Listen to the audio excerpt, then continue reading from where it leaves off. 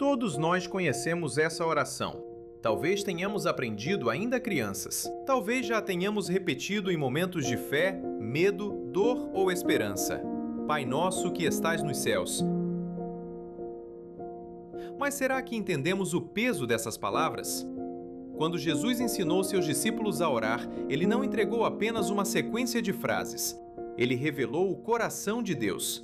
Mostrou que a oração começa com relacionamento, passa pela rendição, alcança nossas necessidades, cura nossas feridas e nos conduz à dependência do Pai.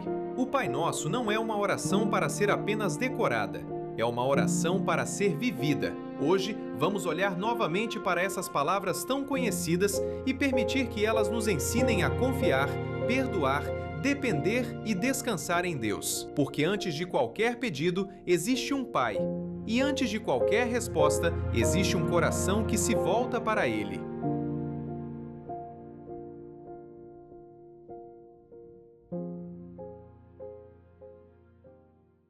Hoje nós vamos então conversar sobre o Pai Nosso, não é? A oração do Senhor, talvez a oração mais conhecida no mundo. Partindo do princípio que todo cristão deve orar, faz parte da vida cristã a oração, não é? E que infelizmente muitos cristãos não oram, não é? Como deveriam no sentido de frequência, de relacionamento, de qualidade. Eu quero falar de oração e especificamente de como orar, porque o Pai Nosso apresentado por Jesus foi apresentado diante de uma pergunta. Os discípulos perguntaram para Cristo como eles devem orar. E Jesus então ensinou o Pai Nosso. Então o Pai Nosso, ele não é uma reza mecânica que nós simplesmente repetimos como um mantra. Ele é como um guia. Ele é um caminho apresentado por Jesus para nós aprendermos a ter a consciência correta a respeito da oração, a respeito do reino de Deus e do próprio Senhor Jesus Cristo. O Pai Nosso, ele vai nos ensinar então, primeiro, a quem nós oramos, o que deve vir em primeiro lugar em nosso coração e como nós devemos levar nossas necessidades, nossos pedidos até Deus. E aqueles que estão com suas Bíblias aí, abram Mateus capítulo 6, versículo 9. Quem está sem, pode acompanhar pelo projetor, para que nós possamos ler o Pai Nosso e então refletir na oração que Jesus nos ensinou.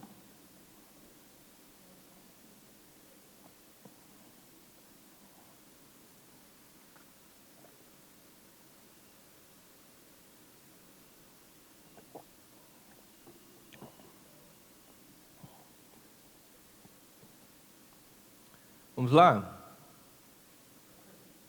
Portanto, orem da seguinte forma: Pai nosso que estás no céu, santificado seja o teu nome, venha o teu reino, seja feita a tua vontade, assim na terra como no céu. Dá-nos hoje o pão para este dia, perdoa as nossas dívidas, assim como nós perdoamos os nossos devedores.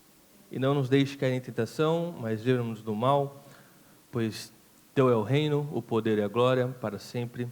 Amém. Ele não consegue ler o Pai Nosso sem ler no ritmo que a gente fala, né? Como se estivesse mesmo orando, né? Bom, deixa eu fazer uma rápida oração. Senhor Jesus, nos abençoe na tentativa de entender e refletir na sua palavra, que nós possamos, Senhor, ser abençoados por Ti e transformados. Senhor, que a Tua palavra possa mudar as coisas de lugar dentro de nós que precisam ser mudadas e tirar das nossas vidas aquilo que deve ser tirado, Pai. Que nós possamos ter a consciência correta a respeito do Teu reino e do Senhor Jesus Cristo. Assim oramos em nome de Jesus. Amém. Queridos, vamos lá. A primeira parte do Pai Nosso é a quem oramos, não é? O Pai que nos recebe. O Pai Nosso começa como, então, Pai Nosso que estás no céu. A forma como a oração que Jesus nos ensina inicia, né, chamando Deus de Pai, é muito mais profundo talvez do que nós imaginamos quando nós lemos. Tá? Primeiro, é importante entender que todos aqueles que pertencem a Cristo, que creem na sua morte, na sua ressurreição, recebem então o direito de se tornarem filhos de Deus. Não é? E esses então são ensinados por Jesus a chamar Deus de Pai. Isso é extremamente significativo porque as pessoas têm várias visões, muitas vezes distorcidas a respeito de Deus, não é? E de como deve ser o nosso relacionamento com Ele.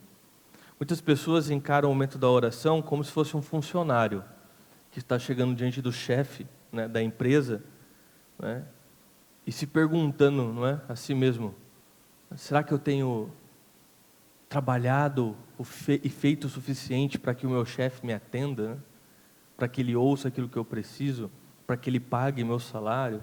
Não é? Uma conversa que já começa tensa, não é? Outros chegam diante de Deus como um réu que foi acusado e se encontra culpado. Então é como alguém que chega diante de um juiz, um criminoso, não é? Cabeça baixa, encolhido. A oração é feita com medo, não é? Como se Deus estivesse esperando nossa próxima falha para nos torturar, para nos, enfim, amaldiçoar de alguma forma. Não é? Outros encaram a oração, o relacionamento com Deus, como um relacionamento baseado na sua própria performance, ou seja, eu preciso provar para Deus que eu mereço a atenção dele. Não é? Então essa pessoa é aquele tipo de pessoa que, se durante a sua semana ela conseguiu jejuar, falar de Cristo para outros, ela esteve na igreja, participou das coisas, enfim, foi firme nas tentações e venceu o pecado, ela entra em oração com o peito estufado, como alguém que agora eu mereço, não é? Eu fiz por merecer para agora falar com Deus, não é? E o contrário é verdadeiro. Às vezes uma pessoa, quando ela falha, ela cai na semana em pecado, quando ela falha nos seus compromissos com a igreja, enfim, quando ela comete erros, ela tem vergonha de chegar diante de Deus, porque ela acredita que de alguma forma ela não merece, não é? Que Deus dê atenção para ela, e Deus então não vai dar atenção para ela.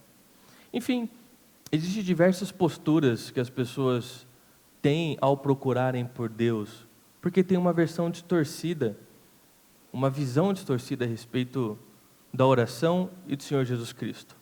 E dessa forma, o momento de conversar com Deus, que é a oração, que deveria ser um momento de descanso, um momento de restauração, acaba se tornando quase que um fardo em nossas vidas, um momento tenso, um momento de medo, um momento de eu faço porque é a minha obrigação, não é? Perdendo completamente a essência e o propósito da oração. Por isso que quando Jesus nos ensina a chamar Deus de Pai, Ele está estabelecendo aqui uma postura, não é? Diante do Senhor, vocês são filhos, não é? Então, entenda, um filho não precisa montar um discurso perfeito para falar com o pai dele, não é? O filho, ele vai diante do pai e ele sabe que vai ser recebido porque ele é filho, não é? Ele chega porque ele é filho, ele fala porque ele é filho, não é? Ele pede porque ele é filho.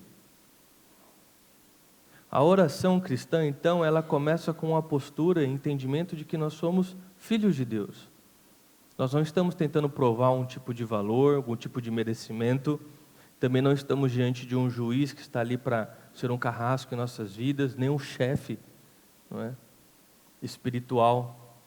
Nós somos filhos, não é? E filhos, eles simplesmente entram na presença do Pai, porque é Pai, não é? É um relacionamento. Às vezes eu vejo na televisão grandes líderes, né, políticos, presidentes, né, reuniões e ninguém entra. Para entrar é um ritual rigoroso. Os filhos passam reto. Que é filho, né? É o pai. Eles simplesmente entram.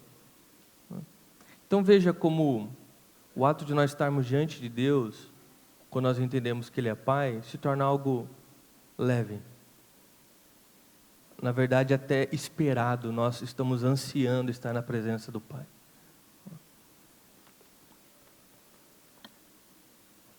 Mas Jesus não apenas ensina que Deus é Pai, Ele ensina que o Pai, Ele é nosso. se em Cristo eu posso chamar Deus de Pai, em Cristo eu também descubro que eu não sou filho único. Eu sou um, né, dos infinitos e incontáveis filhos de Deus. É importante você compreender isso, porque o próprio Deus ele não é solitário. Deus ele vive em comunhão, Deus Pai, Deus Filho e Deus Espírito Santo, não é? Esse grande mistério que a Bíblia nos apresenta, que é a Trindade. E uma vez que nós somos criados à imagem e à semelhança de Deus, não faria sentido nós sermos singular, individuais. Nós carregamos também a imagem e a semelhança no que diz a respeito de não sermos solitários, não sermos sozinhos. Então, quando nós somos salvos e recebemos o direito de chamar Deus de Pai, nós somos colocados dentro de uma grande família espiritual. E agora, então, deve existir em nosso coração uma consciência do coletivo, não é? Que nós fazemos parte de uma grande família. E todos sabem que o integrante de uma família, ali existem deveres e responsabilidades, certo? Dentro de uma família existem deveres e responsabilidades. Então, desde o início, o Pai Nosso também vem confrontando o egoísmo e o individualismo do ser humano, que essa é uma marca, né, inerente. O nosso ego, nosso individualismo, né,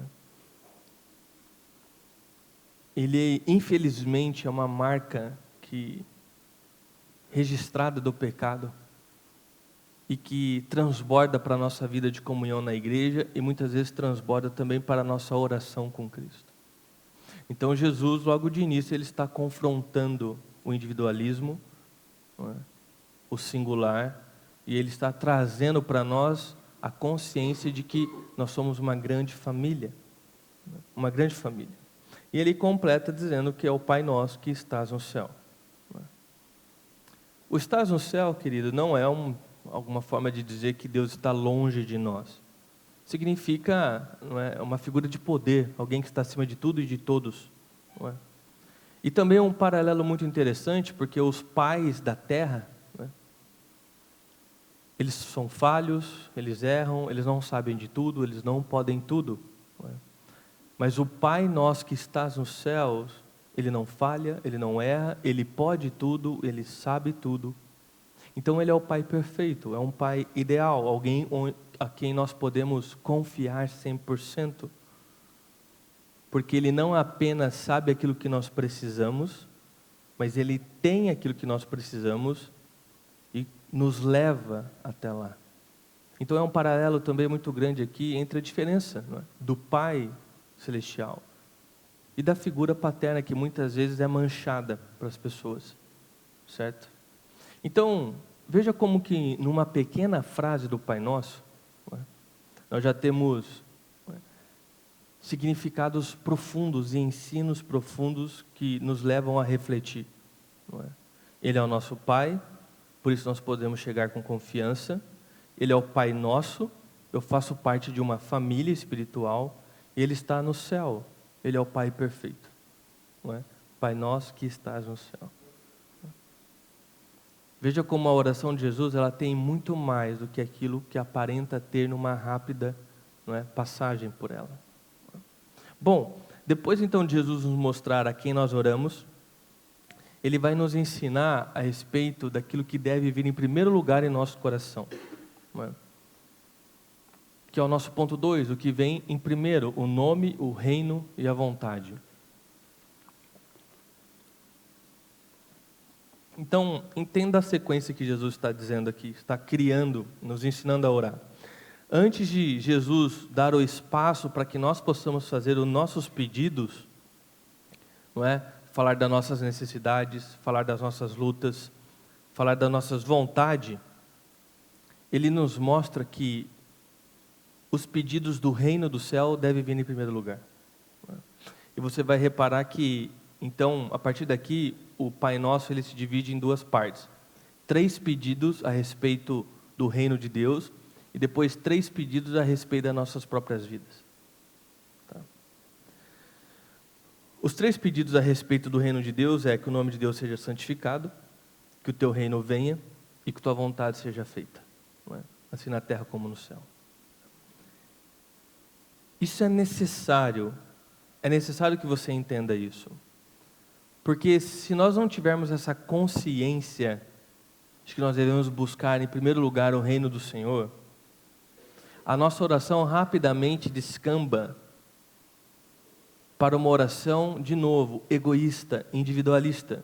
Nossa oração se torna como se fosse uma lista de compras, não é? Uma lista de pedidos. Jesus é um Papai Noel e eu posso pedir os presentes que eu tanto sonho, não é? Porque Ele vem não apenas em dezembro, mas Ele pode me dar presentes todo dia. Então nós vemos Jesus como apenas um facilitador dos nossos sonhos e desejos e pedidos individuais, não é? Então, infelizmente, talvez você, olhando agora para os seus momentos de oração, você perceba que suas orações se resumem à lista de pedidos, não é? Deus resolva esse problema, abra essa porta, mude aquela pessoa, tire essa dor, não é? A oração é somente a respeito da minha vontade e dos meus pedidos, não é? Agora entenda, não que pedir a Deus seja errado e não que esses pedidos também sejam pecaminosos. Muitos dos nossos pedidos são legítimos, são pedidos justos, não é? O problema é que muitas vezes nós reduzimos a oração apenas a isso.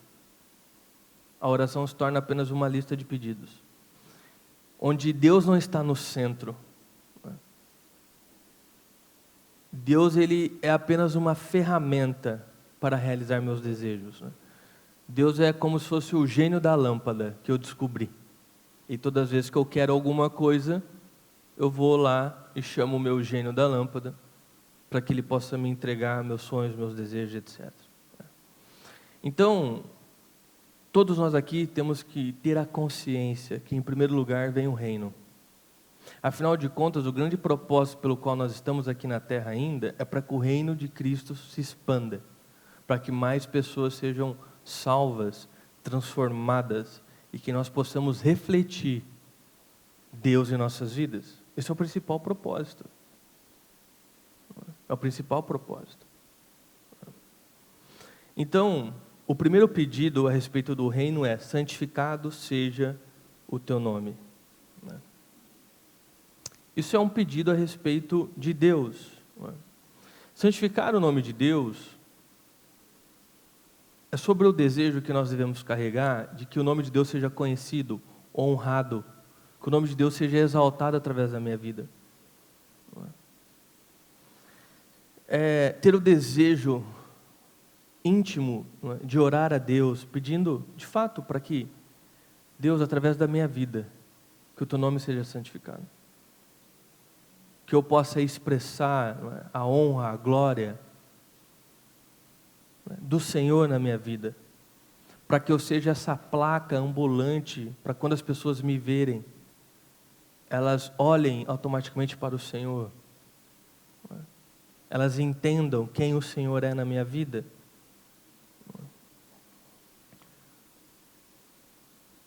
E quando esse desejo é verdadeiro, automaticamente ele vai transbordar das nossas vidas, ele vai alcançar pessoas, não como um peso e uma obrigação, do tipo assim, não, eu preciso evangelizar pessoas, eu preciso falar de Deus para as pessoas, não.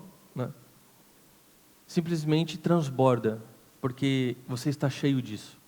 Tem um dito popular que é o coração, a boca fala que o coração está cheio, não é verdade? E de fato é.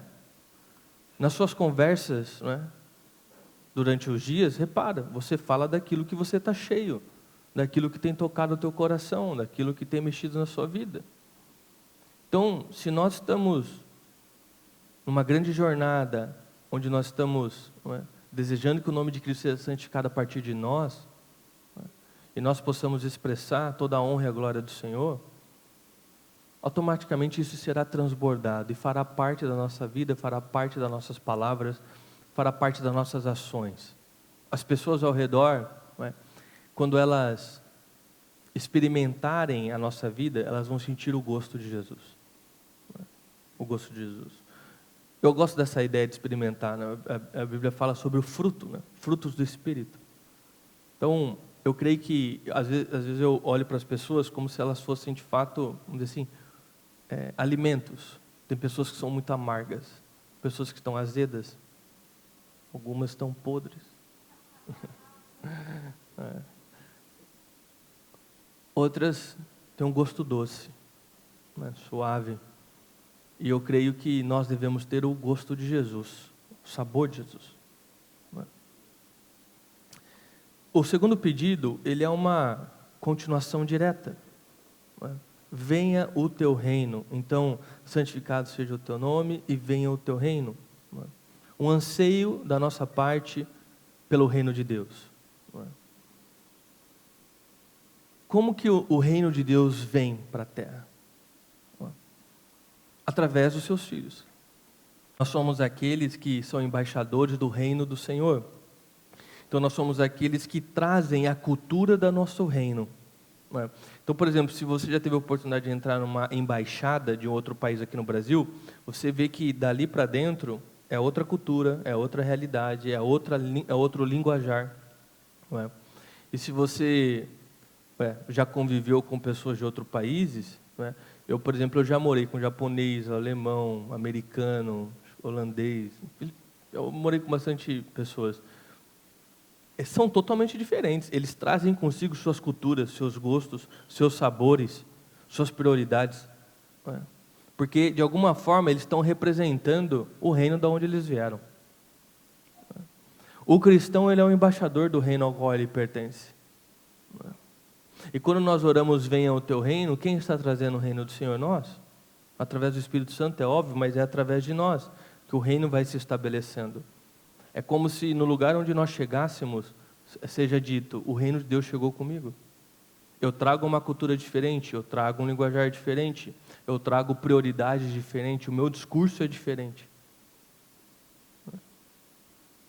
Eu faço parte de outro reino, que um dia se estabelecerá por completo aqui.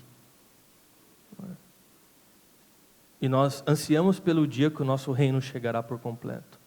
Porque Deus já opera, o reino de Deus já opera sobre a face da terra hoje, mas ainda há choro, há injustiça, há lágrimas, há morte, há doenças. Mas um dia Cristo acabará com o pecado, e ali não existirá mais morte, doença, choro, sofrimento. É o dia que o reino será implantado 100% aqui na terra onde nós vivemos. Então nós estamos trazendo esse reino, ansiando por esse dia. E essa perspectiva de futuro, a promessa, nos dá força e sentido para nós continuarmos vivendo o reino hoje. Porque, de fato, nós somos um membro desse grande corpo que está trazendo o reino do Senhor. Eu sou um agente de transformação. Eu não sou alguém neutro sobre a face da terra. Eu tenho lado. Eu tenho um lado. Então venha o teu reino, Senhor, que através de mim o seu reino seja colocado, que onde eu pisar a planta dos meus pés, ali as pessoas entendam, o reino de Deus chegou. Existe um representante ali do reino celestial, que as pessoas possam ter essa visão de nós, e não nos confundir com habitantes de outros reinos. Então, de novo, um pedido a respeito do reino. E o terceiro pedido dessa primeira parte do Pai Nosso é: seja feita a tua vontade, assim na terra como no céu. Entenda que um pedido ele é ligado ao outro, porque se eu desejo santificar o nome de Cristo, e Ele seja santificado através da minha vida, se eu desejo que o reino de Deus seja implantado e eu faço parte desses que estão trazendo o reino de Deus, é óbvio que eu quero que a vontade dele seja feita em minha vida. É como se fosse uma escala, né? Um pedido se liga ao outro. E aí nós chegamos na questão mais profunda, que é o coração. Porque infelizmente, queridos, não basta nós dizermos que nós queremos que o nome de Deus seja santificado. Não basta nós dizermos que nós queremos que o reino de Deus seja implantado. Porque infelizmente muitos cristãos apenas dizem. Apenas dizem. O grande ponto é, na prática da sua vida, esses desejos são reais nas suas ações, no seu dia a dia. Esses desejos que você professa, eles se tornam ações? não é? Eles se tornam ações. Eu quero a vontade de Deus, ou eu quero apenas que Deus abençoe a minha vontade? Essa é uma questão que nós devemos diariamente, né, refletir. Eu estou de fato buscando a vontade do Senhor, ou eu estou buscando Deus para que Ele faça a minha vontade na minha vida? Porque, infelizmente, muitas orações também elas descambam para nós, ao invés de chegarmos, né, de forma errada, obviamente, enxergar Jesus como chefe, nós somos o chefe agora de Deus. Né? E nós chegamos com as ordens do dia. Senhor, hoje eu preciso de 2 doses de promoção no trabalho, né? Preciso também de uma dose de grande amor, me sinto solitário, né? Me apresente alguma pessoa. Né? E nós então nos colocamos como alguém que quer mandar em Deus e que Ele realize nossas vontades. Não é? Então, aqui nós começamos a entender o porquê lá no início Deus estabeleceu que a nossa postura é de pai e de filho, e que Ele é o Pai nosso que está nos céus.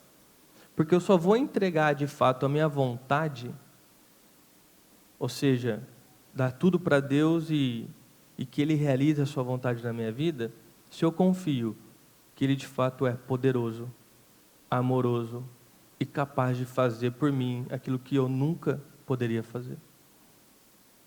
Então eu confio ao ponto de entregar tudo a Ele, quando Ele é meu Pai. Quando Ele é meu Pai. Por isso, seja feita a tua vontade, é confiança. Não é? É a confiança em Deus. É dizer, Pai, eu não sei de tudo, eu não vejo tudo e eu não controlo tudo. Mas eu sei que o Senhor é poderoso e o Senhor sabe de tudo, o Senhor vê tudo e o Senhor controla tudo. E eu confio então que a tua vontade é melhor para a minha vida e eu quero viver a tua vontade na minha vida.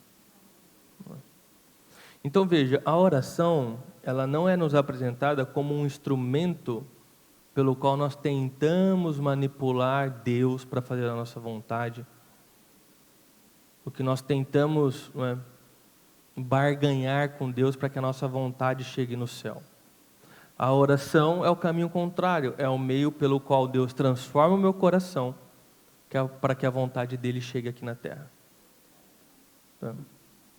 Então, através da oração eu sou transformado, eu sendo transformado, a vontade de Deus vai chegando na terra através da minha vida. Chega na minha vida, transborda e alcança as pessoas.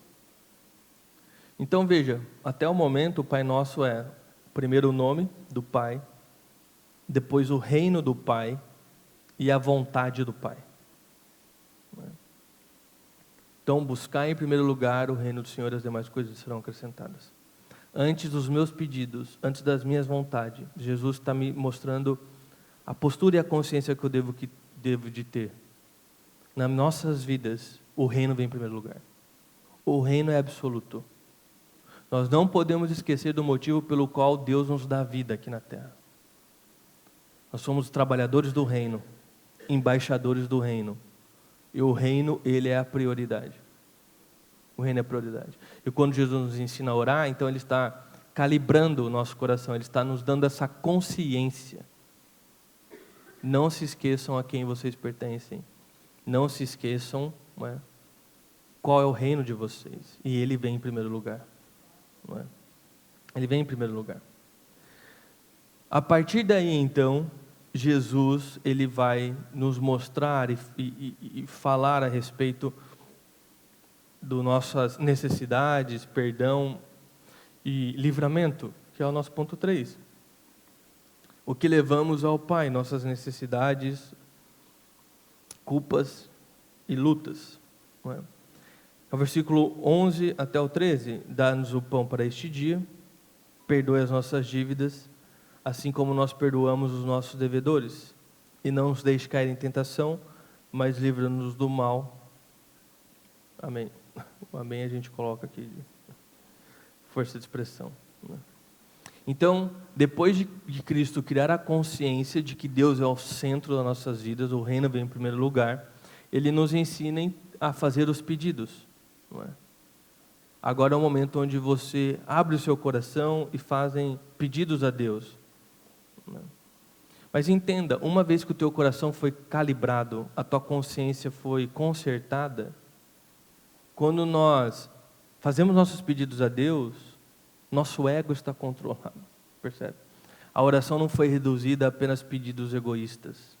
E os meus pedidos agora também, eles estão sendo transformados através da consciência do reino. Então perceba, quanto mais você conhece a Cristo, muitas vezes os seus pedidos de oração começam a mudar. Muitas vezes o seu pedido de oração começa a mudar, porque é consciência. A oração, você começa a ver a oração com os outros olhos. Irmãos, é como uma criança, sabe? Você sabe o nível espiritual da pessoa, não é que você sabe, mas você tem uma boa ideia quando você ouve ela orar. A oração das pessoas denuncia o nível espiritual delas, a consciência espiritual delas. Não é? Uma criança, não é? Igual eu lá, não é? As minhas crianças, né? Os nenês quando eles choram, não é? Quando eles querem a mãe, eles choram. Quando eles querem mamar, eles choram. Não é? Quando eles querem dormir, choram. Não é? Quando eles estão acordados, eles choram. Não é? A Zoe, ela já fala. Então, é o dia inteiro. Mãe me dá aquilo. Mãe, me dá isso. Pai, eu quero isso. Pai, compra aquilo. São crianças, cara. Elas não têm uma consciência ainda do todo, do coletivo, da casa. Elas não têm ainda a consciência das responsabilidades que ela tem dentro daquela casa, da família, de que as coisas custam dinheiro. Elas não têm a consciência dessas coisas. Então, dentro da sua imaturidade, elas só sabem pedir. Então, criança pede, cara. Elas pedem o dia inteiro, vocês sabem disso. Toda hora está pedindo alguma coisa. Não é? E você fala, vamos fazer um passeio no shopping, você pensa duas vezes, por quê? Porque você vai ter que ficar o passeio todo falando não e tentando convencer seus filhos que não dá para comprar tudo aquilo. Não é? Corta o corredor que tem a loja de brinquedo. Não é? Estratégias aí, vocês sabem, né? E tudo bem, são filhos, nós amamos e da forma dele eles nos amam ainda. Mas, entenda, é imaturo. É imaturo. Não tem consciência. É plena. A partir do momento que os filhos começam a crescer, e se tornam adultos, e assim, maduros, conscientes da responsabilidade que eles têm para com a família, para com os pais e vice-versa, quando vai até o pai, não é mais muito sobre pedir, é mais sobre relacionamento. É sobre mais eu quero ficar com meu pai, eu quero ver meu pai, eu quero tomar um café com meu pai, eu quero levar um presente para o meu pai, né? Eu sei que ele gosta disso, percebe? A coisa muda. Você ainda pode fazer pedidos, né? O adulto ainda faz pedidos para o pai, mas não é mais sobre isso, né? Não é mais sobre isso. Muitas vezes é sobre nós queremos agradar o pai, sobre nós ouvirmos os pedidos dos nossos pais, avaliarmos, obedecer muitas vezes, principalmente quando nós ainda estamos embaixo do seu teto, não iniciamos nossa própria família. Então, perceba, o que Cristo está fazendo na oração é entregando maturidade, consciência, não é tipo, cresça, filho, cresça, não dá para ficar te dando mamar a vida toda. Você precisa começar a fazer sua própria comida e você precisa começar a alimentar pessoas. Você precisa amadurecer e criar consciência. Ser menos, controlar seu ego, seu individual, lembrar que você faz parte de uma família, lembrar o propósito pelo qual você está aqui, suas responsabilidades, seus deveres.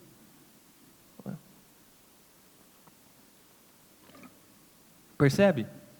E aí então, quando nós vamos caminhando em direção a essa grande maturidade de consciência, a nossa lista de pedidos ela muda.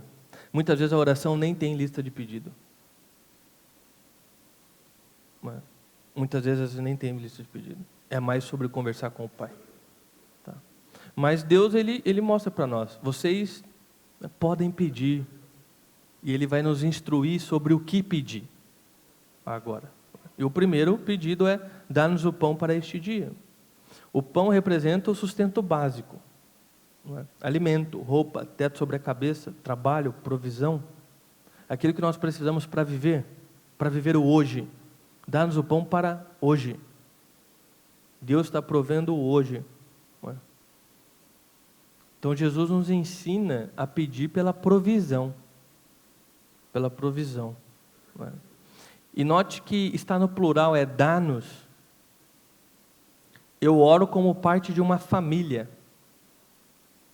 Se lembra? Eu faço parte de uma família. Então uma pergunta deve acompanhar meus pedidos. Deus respondendo essa oração e me dando aquilo que eu estou pedindo de provisão. Quem ganha com isso? É só eu? Ou meus irmãos ganham também? O reino, a família ganha de alguma forma. É só sobre o meu conforto? É só sobre a minha estrutura? Ou de alguma forma isso chega ao reino dos céus? Porque Jesus está falando, lembra, dá-nos, plural, você faz uma parte de uma família.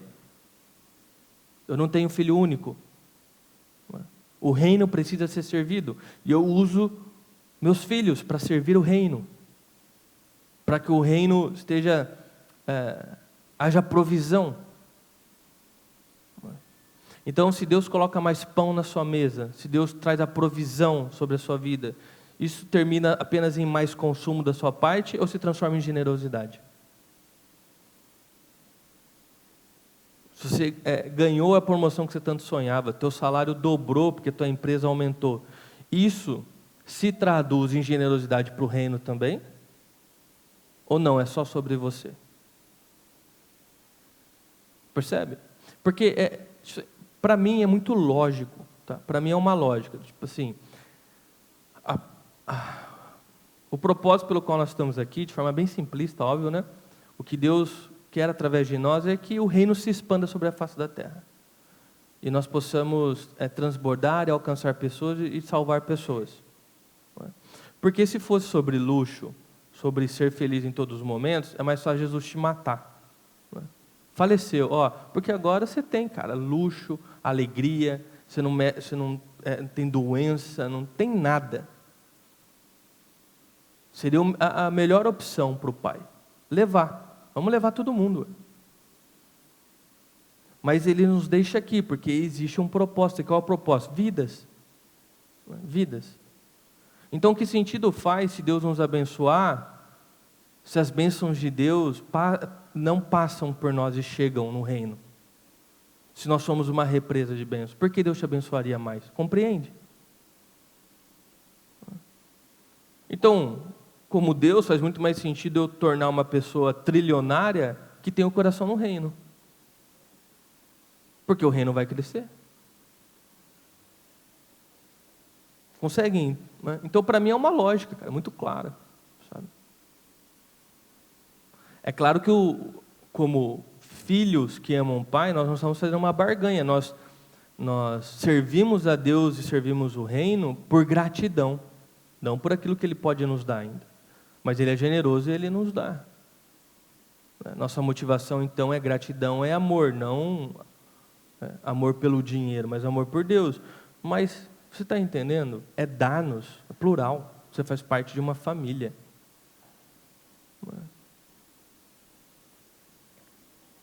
O segundo pedido é: perdoa as nossas dívidas, assim como perdoamos nossos devedores. Então você vê que de novo é plural. Todo momento Jesus está trazendo a consciência: você faz parte de uma família, você faz parte de um reino. Não se isole, não seja individualista, não seja egoísta.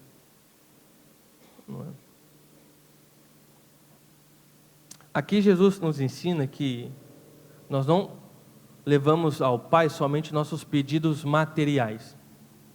Nós levamos ao Pai também nossa culpa. Porque o cristão, ele ainda peca, ele ainda falha, ele ainda cai em pecado. Falei para vir só no final do culto, veio me buscar antes. O cristão, ele ainda peca. Ele não faz pazes com o pecado, ele não vive em pecado, essa é a grande diferença. Então ele cai, se arrepende, volta até Deus, e então levanta para continuar a sua jornada. Não é? Mas Jesus está dizendo, peça perdão pelos seus pecados. Peça perdão pelos seus erros. Peça, Pai, perdoa as minhas dívidas. Eu errei, eu fui duro, eu fui egoísta, eu fui orgulhoso, eu falei o que não devia, eu tratei a pessoa de forma que eu não deveria ter tratado. Eu preciso da misericórdia, Deus. Eu reconheço. Eu preciso da sua misericórdia. Não é? E Jesus acrescenta, assim como nós perdoamos os nossos devedores. Jesus, ele sobe a régua aqui. Não é? Porque assim, eu te perdoei e agora você perdoa pessoas. Não é? E nós não perdoamos os outros, então, porque eles merecem, porque no final nós não merecíamos ser perdoados também. Nós perdoamos os outros porque nós somos perdoados de graça, pela graça, por Deus. E agora nós entregamos de graça e pela graça o perdão às pessoas. Tá? É claro que isso não apaga a necessidade de impor limites, distanciamento, tomar atitudes que devem ser tomadas, não é? Em relacionamentos, situações, tá? Mas impede que o teu coração seja envenenado e você viva uma vida de amargura, não é? E não receba tudo que você poderia receber da parte de Deus. Tá? O terceiro pedido é, não nos deixe cair em tentação, mas livra-nos do mal. Aqui Jesus nos ensina a admitir nossa fraqueza, humildade. Nunca se esqueça que você é falho. Não é? Então o cristão maduro não é aquele que, né, eu aguento qualquer coisa, sou um gigante na fé. Não. O cristão maduro é aquele que conhece o próprio coração, sabe das suas próprias tentações e está orando sempre. Deus me guarda. Deus me livra. Não é? Então, você sabe onde você tem sido tentado. Você sabe os buracos que você tem mais chance de cair. Então é sobre não perdoar, é sobre desistir do seu casamento, é sobre mentira. Você sabe. Então você pede a Deus para que Ele te livre desse mal, para que Ele opere na sua vida e te livre. Então veja o desenho completo. No final, Jesus nos ensina a levar a nossa vida por completo diante dele. Não é? Eu dependo do Pai para viver, ou seja, provisão. Eu dependo da graça de Deus para ser perdoado. Eu dependo da proteção de Deus para permanecer em pé. Então, Jesus está nos ensinando quais pedidos você deve fazer a Deus. Não é? Peça por provisão, peça por perdão e peça por proteção. Provisão, perdão, proteção. Tá. Agora o ponto mais alto, que eu vou dar uma acelerada, irmãos. Pode estar certo. Aqui é 11h13, aqui é 11h25. Esse relógio aqui está mais perdido. Aqueles galos começam a cantar 10 horas da manhã, esse relógio aqui. Ó. Vamos lá então. O ponto é, quem de nós ora assim? Ou seja, quem de nós santifica o nome de Deus perfeitamente? Quem de nós consegue entregar sua vontade todas as vezes a Deus sem resistência? Quem de nós pede o pão, né, ou seja, a provisão, e muitas vezes não flerta com a ganância? Não segura nas mãos a provisão que Deus tem nos dado? Quem de nós consegue perdoar, né, estender o perdão às pessoas, sem orgulho? Não é?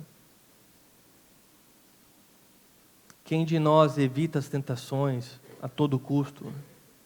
Muitas vezes nós brincamos com as tentações, flertamos, né, vamos chegando perto. Então, quem de nós faz essa oração perfeitamente? Porque se o Pai Nosso for apenas um modelo para nós imitarmos, Ele vai nos esmagar. Porque ao mesmo tempo que Ele revela a consciência do reino dos céus e a beleza da oração, Ele também revela o quanto nosso coração é contaminado, o quanto nosso coração ele é desorganizado a respeito do reino do Senhor. Então, como é que eu posso ir diante de Deus e pedir todas essas coisas, se eu não consigo cumprir? é aqui que o Evangelho aparece. Não é? É aqui que Jesus, não é, aparece. Porque você tem que entender que toda a Bíblia, toda a verdade da Bíblia, todo capítulo, todo livro da Bíblia, ele aponta para Jesus, é sempre sobre Jesus. Então o Pai Nosso está apontando para Jesus. Quando eu digo apontar para Jesus, é sobre a crucificação e ressurreição de Jesus. Tá? Então, aqui o Pai Nosso está apontando para Jesus, não é? Porque Jesus viveu perfeitamente aquilo que a oração do Pai Nosso ensina. Jesus sim. Então, Jesus santificou o nome do Pai perfeitamente. Quem olhava para Jesus, via perfeitamente Deus.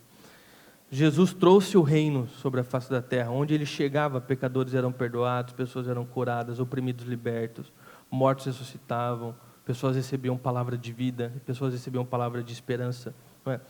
Onde ele chegava, de fato, ficava muito claro, essa pessoa não pertence aqui não. Ela vem de outro reino. Não é?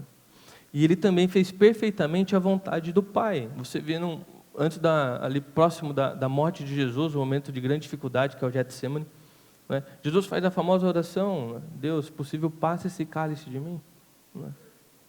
Mas ele termina a oração mostrando, mas em tudo seja feita a tua vontade. Não é? Ou dependendo da tua tradução, não é como eu quero, mas como tu queres. Ou seja, Jesus sim entregou a vontade humana, sem resistir 100% das vezes. Ele sempre confiou quando nós desconfiamos. Não é? Então veja, Jesus não fez isso para nos dar apenas um exemplo. Não é? Ele fez isso para nos salvar.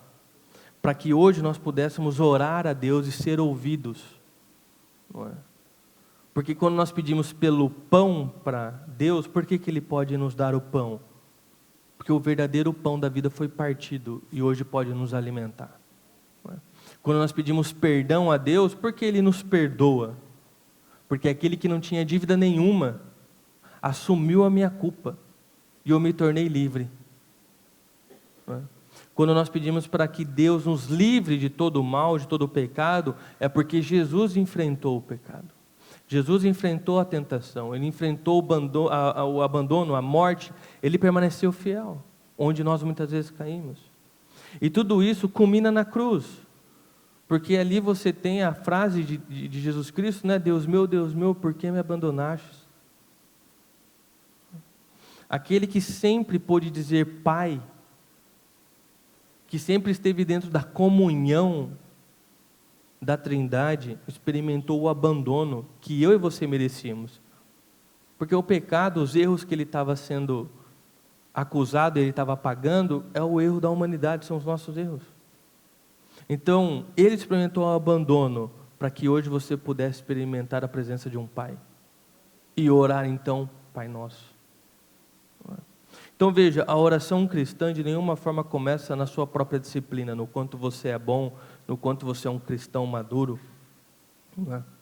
A oração cristã ela começa na obra de Cristo, não é? Consumada na cruz. Então eu não oro a Deus porque eu oro bonito. Eu não chego a Deus porque eu tive uma semana de um super crente, né? Eu me aproximo de Deus porque Jesus abriu o caminho. Porque Jesus abriu o caminho. E através daquilo que Jesus fez, eu posso orar, Pai nosso que estás nos céus. Não é? Então, o chamado, não é, que eu quero concluir, é volte para o Pai. Não é? O chamado final do Pai Nosso é, não ore como um gigante espiritual. Não é? O chamado é mais simples. Né? É simplesmente volte para o Pai. Né? Ore, se relacione com o Pai. Volte, mesmo que a sua oração seja fraca, mesmo que você nem saiba direito o que dizer, volte mesmo quando você está envergonhado, volte mesmo com o coração ainda dividido a respeito da sua vontade e da vontade de Deus, volte ao Pai, porque o caminho foi aberto e você pode passar por esse caminho. Não é? Jesus, o Filho de Deus, foi até a cruz, morreu, ressuscitou, e agora abriu essa ponte para que nós pudéssemos nos relacionar com Deus, com o nosso Pai. Então, todas as vezes que você não souber como começar ou recomeçar, comece por onde Jesus nos ensinou. Pai nosso que está nos céus. E para nós refletirmos e praticarmos, orar é aprender com Jesus a chegar a Deus como filho, colocar Deus em primeiro lugar e entregar a Ele nossas necessidades, culpas e lutas, não pela força da nossa oração, mas porque Jesus abriu o nosso caminho de volta ao Pai.